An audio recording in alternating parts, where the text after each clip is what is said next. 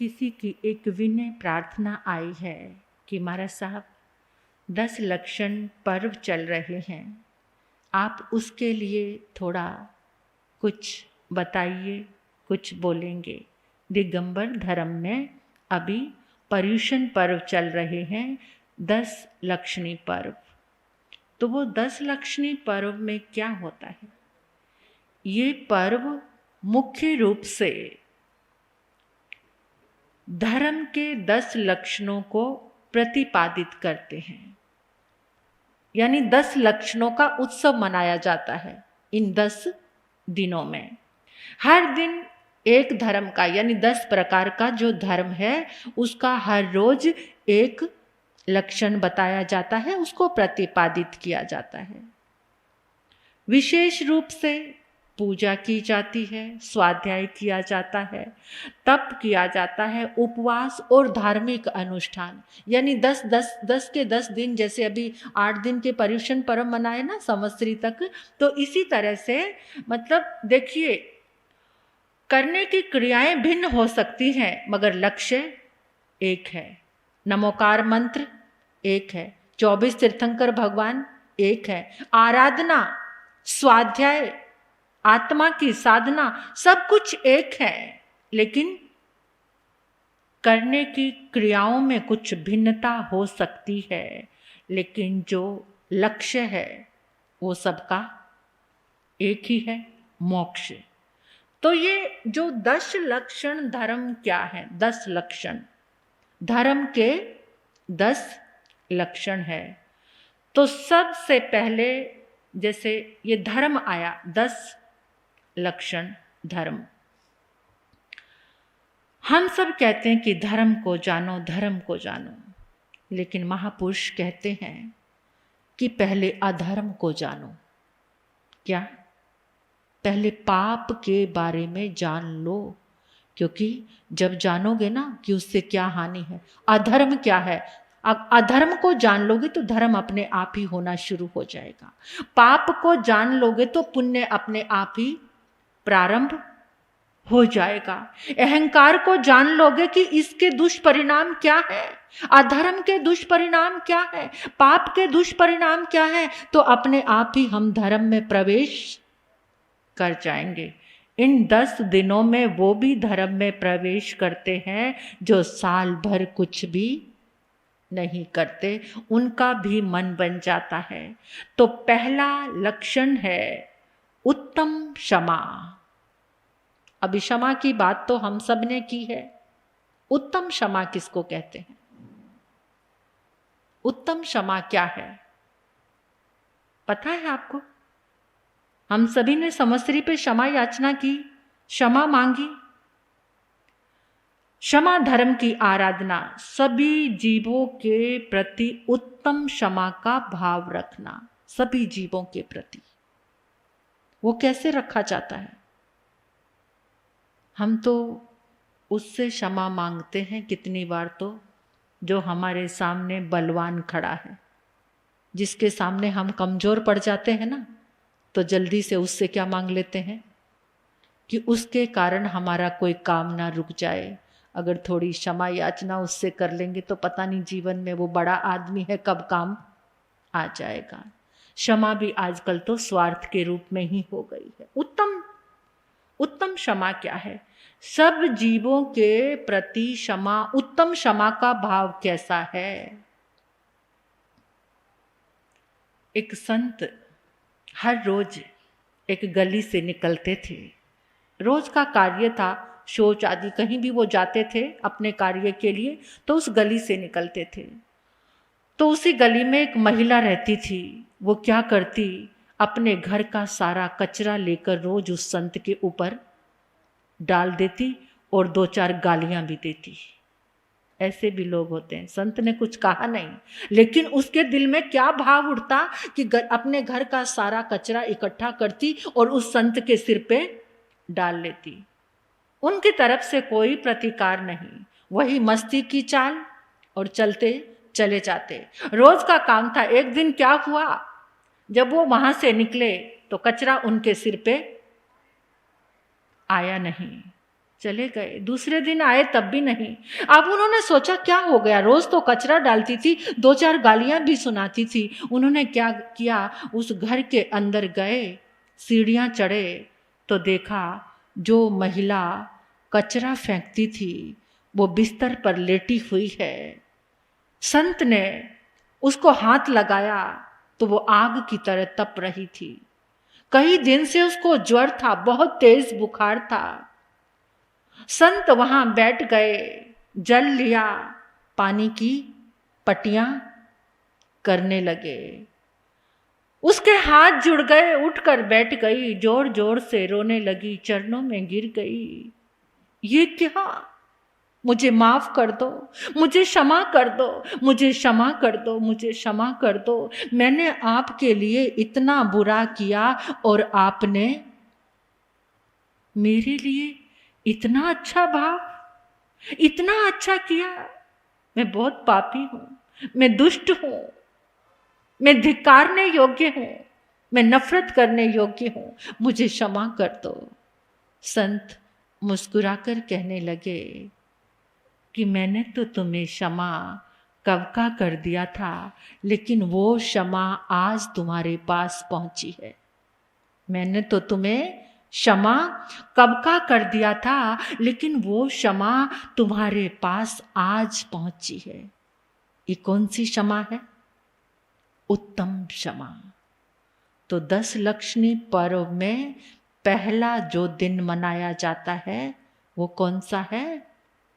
उत्तम क्षमा। दूसरे दिन है उत्तम मार्दव धर्म।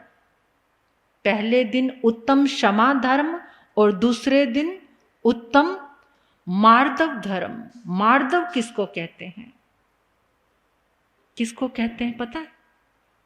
अहंकार, अभिमान, घमंड, गर्व, इसको छोड़कर विनम्रता को धारण करना। मार दो, मार दो।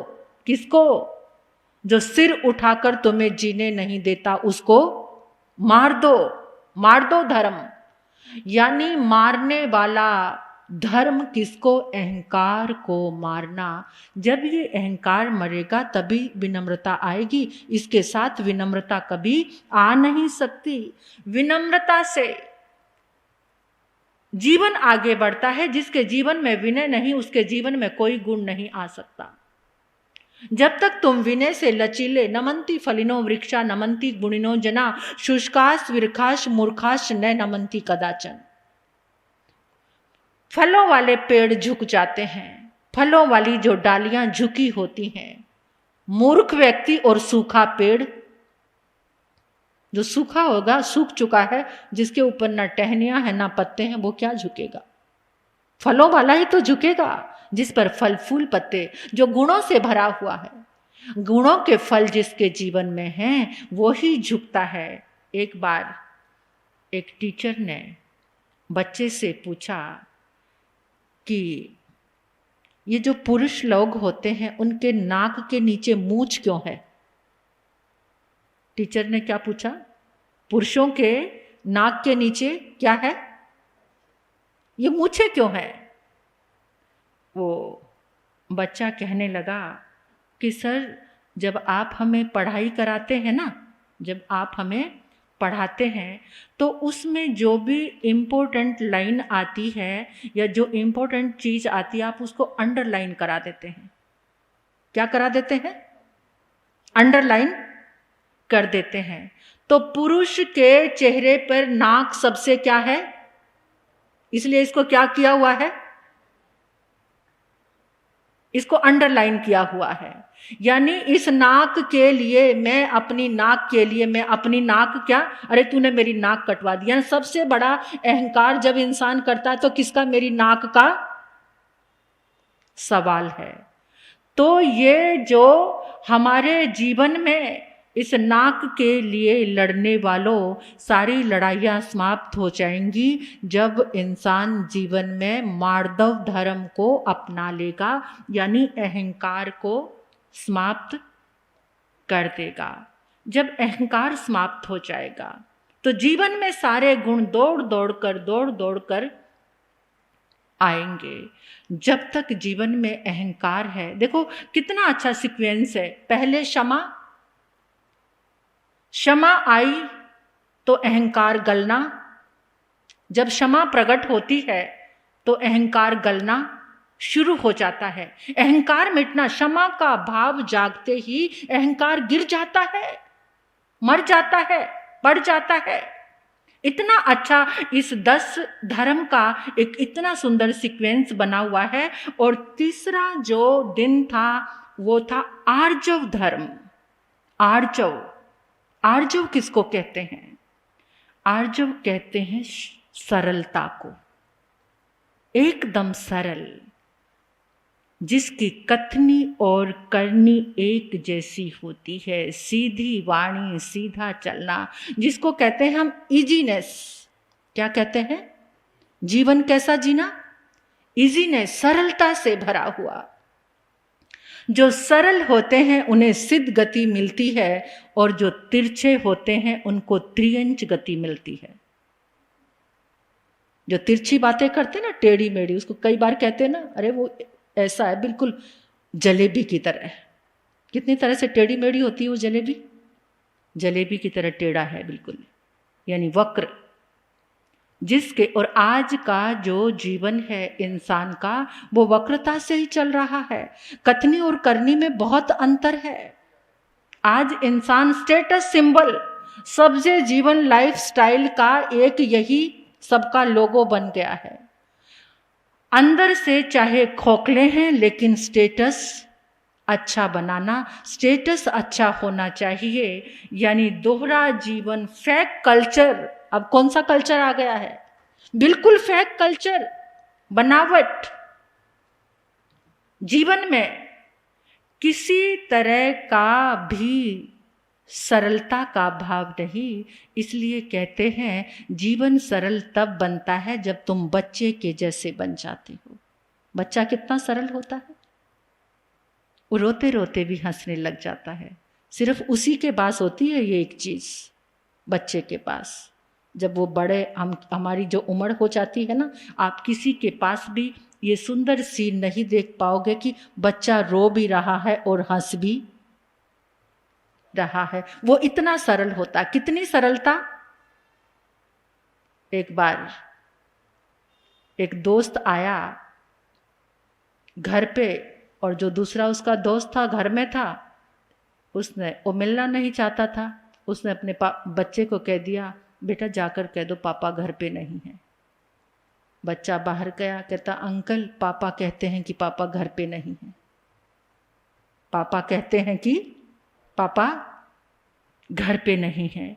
तो ऐसी सरलता किसके अंदर होती है? लेकिन आज का जीवन छल, कपट, धोखा, दोगलापन, चमचागिरी, इसी में जीवन बीतता चला जा रहा है।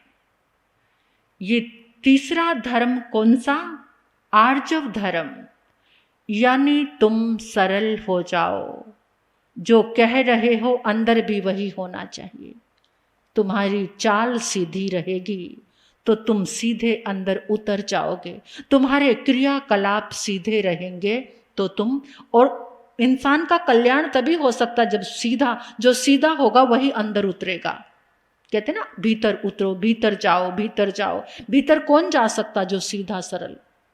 ये रास्ता जो सीधे मार्ग से चलता है, वो जो सांप ना टेढ़ा मेढ़ा चलता है हमेशा। जो सांप आपने चलते देखा होगा ना, लहराता हुआ चलता है, लेकिन जब वो बिल में जाता है ना तो बिल्कुल सीधा जाता है। तो जब हम अंदर आएंगे, जब तक सीधे नहीं होंगे तब तक हम अंदर उतर नहीं सकते। और चौथा धर्म है शौच धर्म। आज का जो दिन है वो, ये 10 धर्मों में आज का जो दिन है, चौथा दिन है आज। तो आज का दिन है शौच धर्म। शौच किसको कहते हैं? किसको कहते हैं पता नहीं। शौच कहते हैं पवित्रता को। शौच, आज तक हमें इस शब्द का, मैं शौच के लिए जा रहा हूं। आप क्या मैंने कभी एक बार किसी से पूछा था कि शौच का मतलब कहता है क्या होता है। वो कहने लगे जी लैट्रिन जाना। हाँ वो मतलब है, लेकिन उसका मतलब नहीं जाना। यानी हम मल रहित होकर आएंगे। शौच जाना मतलब मल का विसर्जन करने, मल को विसर्जित करना शौच धर्म है। ये हमारे आगम का शब्द है, इसको सोए कहते हैं आगम की भाषा में, सोए। शिष्य ने गुरु से प्रश्न पूछा कि हे गुरुवर, हे प्रभु, शौच कितने प्रकार का है? तब परमात्मा ने ठाणांग जी शास्त्र में कहा, सोए पंच विहे पणते, सोए पंच विहे पणते। शौच 5 प्रकार का है। कैसे? तन जहां पूर्वी सोए, आऊ सोए, तेऊ सोए, मंत सोए, बंब सोए। शौच जो है वो 5 प्रकार का है। 5 प्रकार से अपने आप को पवित्र किया जा सकता है, अपने आप को शुद्ध किया जा सकता है। वो 5 प्रकार कैसे? सबसे पहला है पूर्वी सोए, यानी पृथ्वी शौच। मिट्टी से अपने आप को शुद्ध करना, मिट्टी के द्वारा मल को दूर करना। कुछ मिट्टी ऐसी होती है जो लोग मिट्टी से स्नान करते हैं।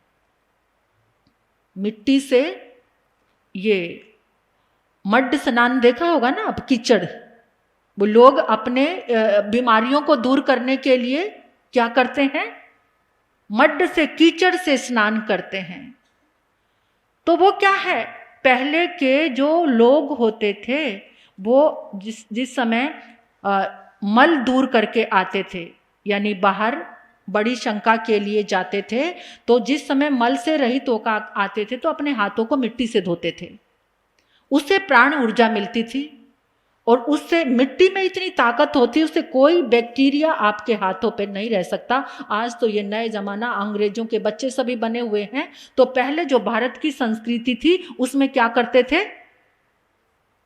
अपने हाथों को मिट्टी से धोते थे, मिट्टी से। और आजकल तो पता नहीं क्या आ गया है, वो धोते भी नहीं है लोग, गीले गीले क्या आते हैं वो नैपकिन से, जो हाँ, तो उससे अपने हाथों को पोंछते रहते हैं। बड़े पवित्र हो गए हाथ, बड़े अच्छे हो गए, और उतने ही कमजोर होते जा रहे हैं हाथ, उतने ही कमजोर। उतनी जरा सी चोट लगती है ना तो उंगली टूट जाती है। और जब मिट्टी से हाथ धोते थे ना तो मुक्के भी मारते थे ना दीवारों में, तो कभी फ्रैक्चर नहीं आता था। ये सब बहुत सिस्टमेटिक और बहुत सैद्धांतिक और बहुत लॉजिकल था। पूर्वी सोए, पृथ्वी से यानी मिट्टी से अपनी मलिनता को दूर करना। दूसरा है अप सोए, पानी से, पानी से अपनी मलिनता को दूर करना, पानी से अपनी शरीर को धोना, स्नान आदि जो भी पानी आप यूज कर रहे हैं सब तरह से। और तीसरा है अग्नि शौच। अग्नि को जब जलाया जाता है, कुछ लोग ऐसे होते थे कि जैसे अपने वस्त्रों के जो बैक्टीरियाज हैं उनको निकालने के लिए अग्नि में ऊपर, उसको जैसे अग्नि जल रही है तो उसके ऊपर कपड़े को सेक दिलाते थे कि यानी जो कपड़ा है एकदम शुद्ध हो गया, जो भी जीवाणु वगैरह थे वो इससे अग्नि के सेक से निकल गए, चले गए, वस्त्र शुद्ध हो गया। और जो अग्नि, हवन की अग्नि, हवन की अग्नि से जो राख बनती थी, जो भस्म बनती थी, उस पे अपने शरीर पर लगाकर, उससे भी कुछ आज भी ये मान्यता है, जो बड़े बड़े हठवादी योगी हैं तो वो राख का यहाँ पर क्या करते हैं, उस भस्म का यहाँ पर लेप करते हैं, शरीर पर लेप करते हैं। तो उसके द्वारा वो, उनका ये मानना है कि इससे शरीर की मलिनता क्या हो गई, दूर होगी, पवित्रता आ गई। ये है अग्नि सोए, अग्नि शौच।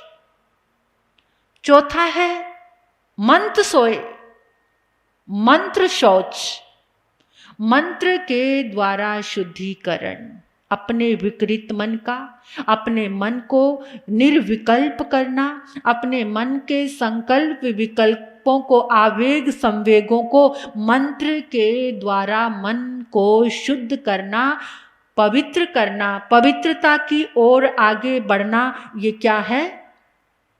मंत्र सोए, मंत्र शौच धर्म, इससे मन की पावनता और पवित्रता बढ़ती है।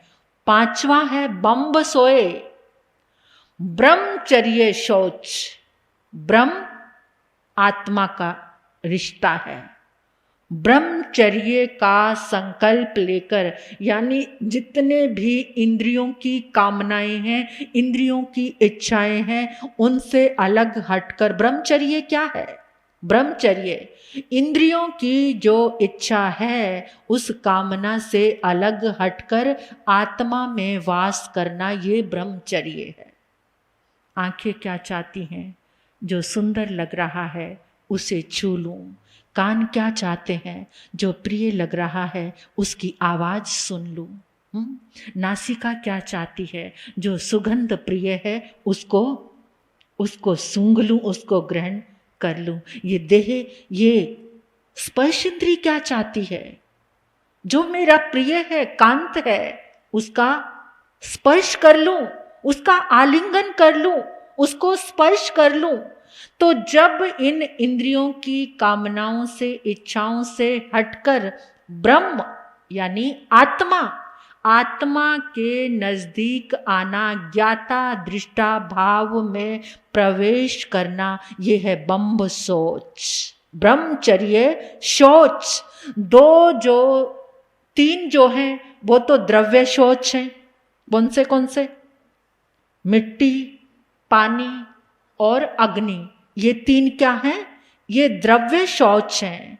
और दो जो हैं ये आंतरिक, हमारे अंतर को शुद्ध करने वाले।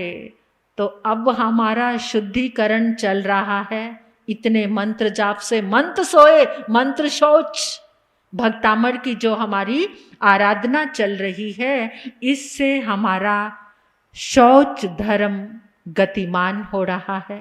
क्योंकि वो मंत्र ऊर्जा जब हमारे भीतर में स्पर्श करेगी तो हमारा क्या हो जाएगा? रोया रोया पावन हो जाएगा, पवित्र हो जाएगा। जब मन शुद्ध हो जाएगा, शुद्ध मन ही आत्मा तक लेकर जाने वाला है। ये देखो सीक्वेंस, क्षमा जागी, अहंकार गला, अहंकार गला तो सरलता आ गई, और सरलता आई तो पवित्रता बढ़ने लग गई। जब तक सरलता नहीं आएगी तब तक पवित्रता की यात्रा प्रारंभ नहीं होगी। तो इसलिए ये 10 लक्षणी पर्व सिखाने आए हैं।